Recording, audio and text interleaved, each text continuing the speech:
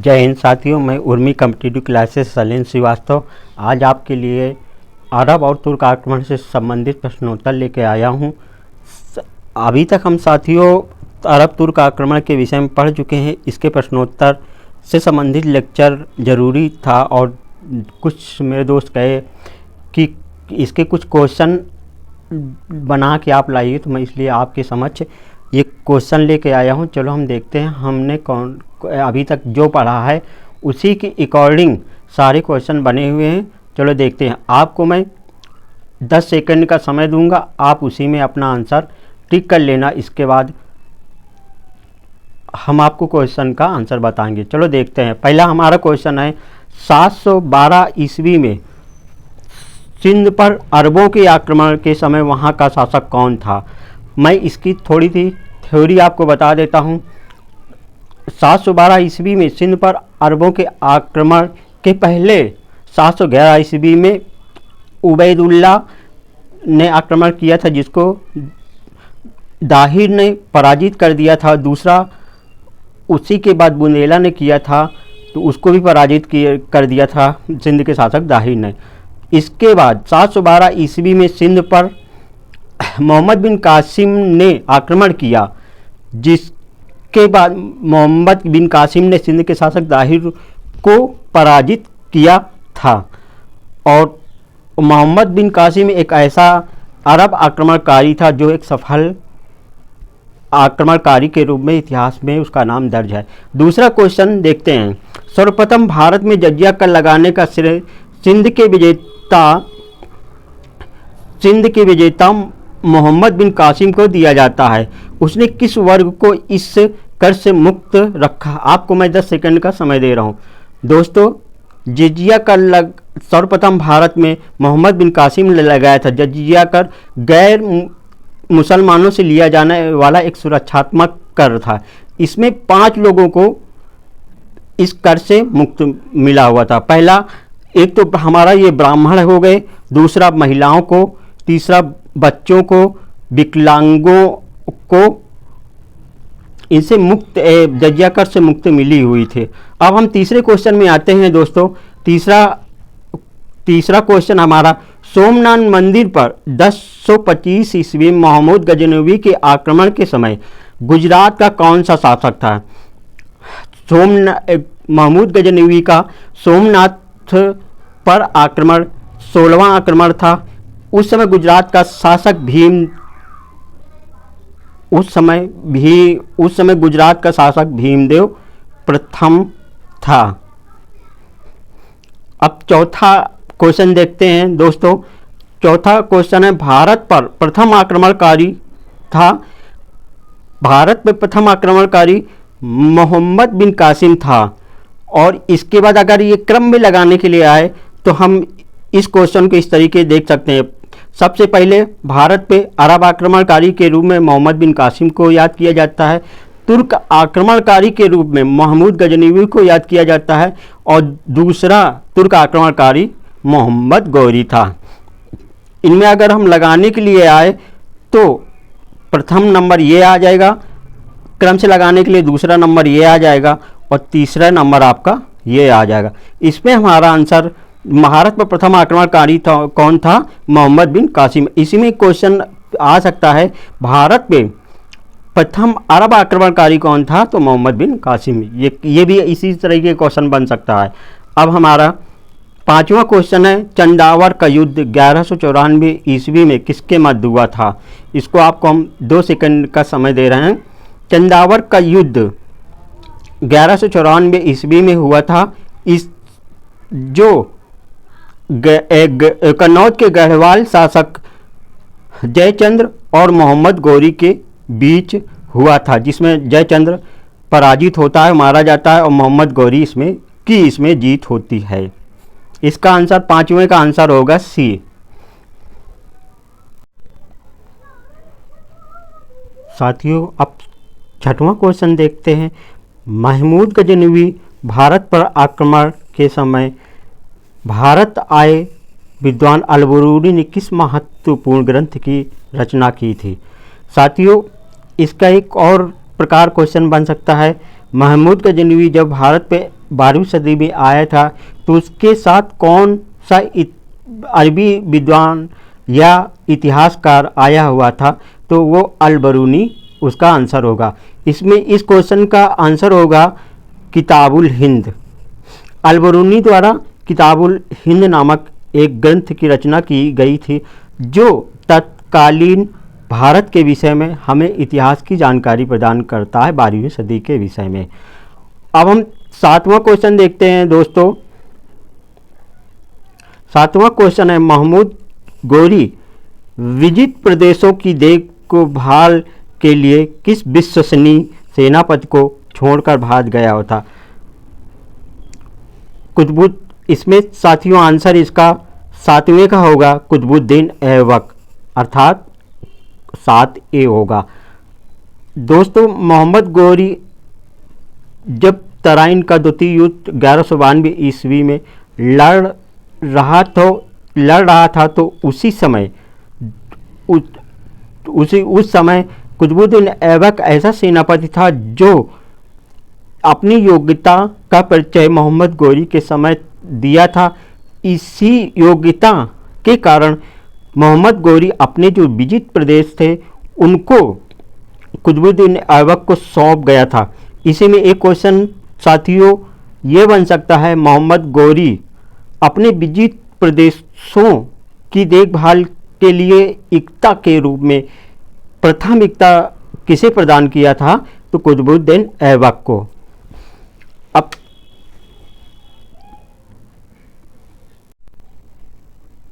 दोस्तों हम 8वां क्वेश्चन देखते हैं। भारत पे प्रथम तुर्क आक्रमणकारी कौन था? तो सुबकुतगीन था। अगर इस तरीके को क्वेश्चन आ जाता है दोस्तों तो आप गलत कर सकते थे, इसलिए मैंने इस तरीके का क्वेश्चन बनाया हुआ। आप अधिकतर कुछ देखते भी नहीं, महमूद गजनवी को लगा देते, लेकिन आपको इसके विषय में बता रहे हैं। सुबकुतगीन प्रथम तुर्क आक्रमणकारी था जिसने भारत पे आक्रमण किया हुआ था। इसने 986 ईस्वी में पंजाब के शाही वंश के शासक जयचंद्र के विरुद्ध आक्रमण किया था। अगर इसी में अगर ये सुबकुतगीन नहीं होता तो हमारा महमूद गजनवी आंसर सही होता। अब 9वां क्वेश्चन हम देखते हैं। 9वां क्वेश्चन देखते हैं, कौन अपने को बुद्ध शिकन कहता था?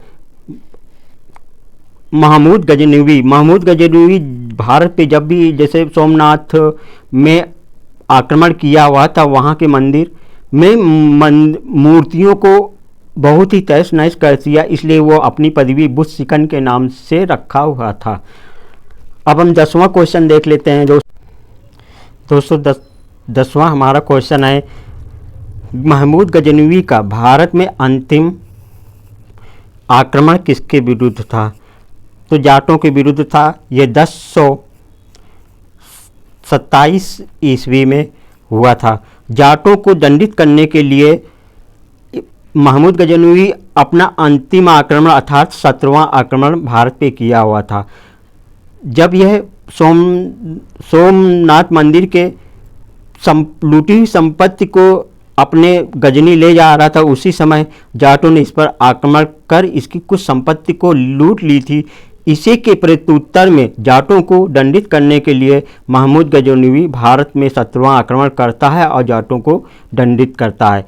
अब हम 11वां क्वेश्चन देखते हैं दोस्तों। किसने महमूद गजनवी के हमले के बाद सोमनाथ मंदिर का पुनर्निर्माण कराया हुआ था? सोमनाथ मंदिर में 1025 ईस्वी में महमूद गजनवी आक्रमण करता है। उस समय भीमदेव प्रथम ही शासक था जी। उसने जब हमले के बाद जब महमूद गजनवी अपने देश गजनी को लौट जाता है, इसके बाद भीमदेव प्रथम ने ही मंदिर का पुनर्निर्माण करा था। इसके मंदिर के आक्रमण के पहले मंदिर ईंटों और लकड़ी का बना हुआ था। जब सोमनाथ मंदिर में आक्रमण के बाद भीमदेव प्रथम ने इस मंदिर को पत्थर से युक्त बनवाया हुआ था। अब हम अगला क्वेश्चन देखते हैं। दोस्तों हमारा अगला क्वेश्चन है कथन और कारण का।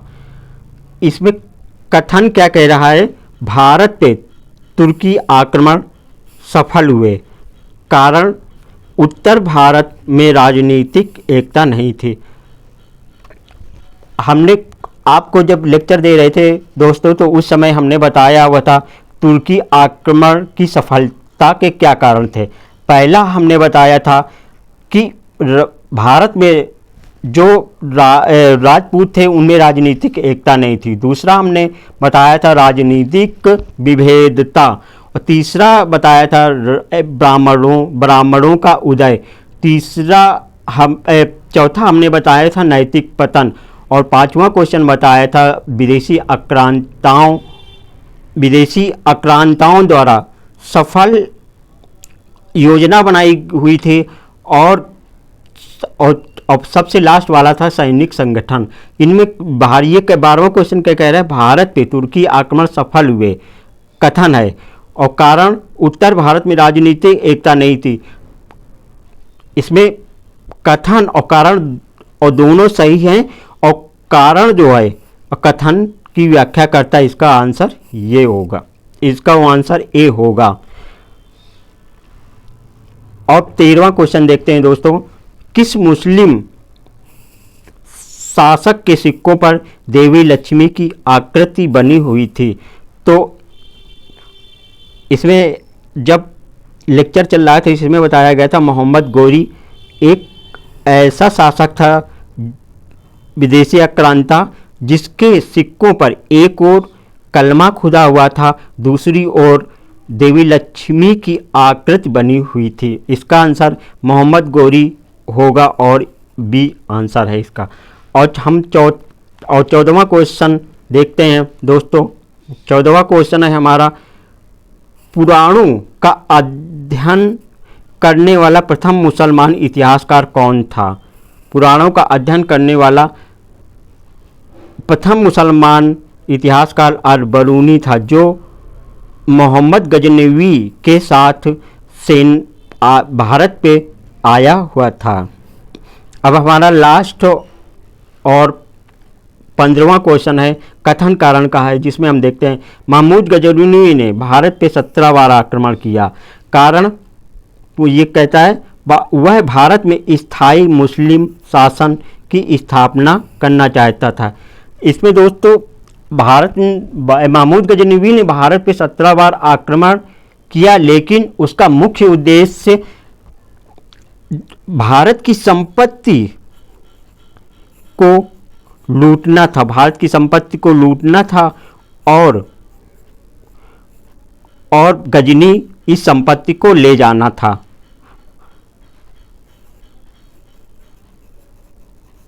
भारत की संपत्ति को लूटना और गजनी इस संपत्ति को ले जाना था, ना कि स्थायी मुस्लिम शासन की स्थापना करना था। इसमें आंसर ए होगा।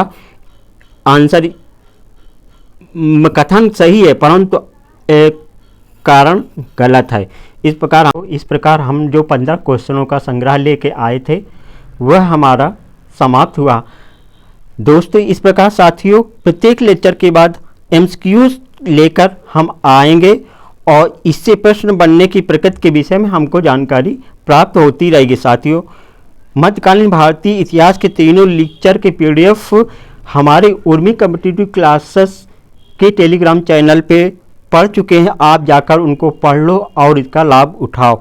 साथियों अगर मेरी वीडियो अच्छी लगी हो तो आप वीडियो को लाइक करें, सब्सक्राइब करें और शेयर करें। साथियों आपको मेरी वीडियो देखने के लिए बहुत बहुत धन्यवाद। जय हिंद, नमस्कार साथियों।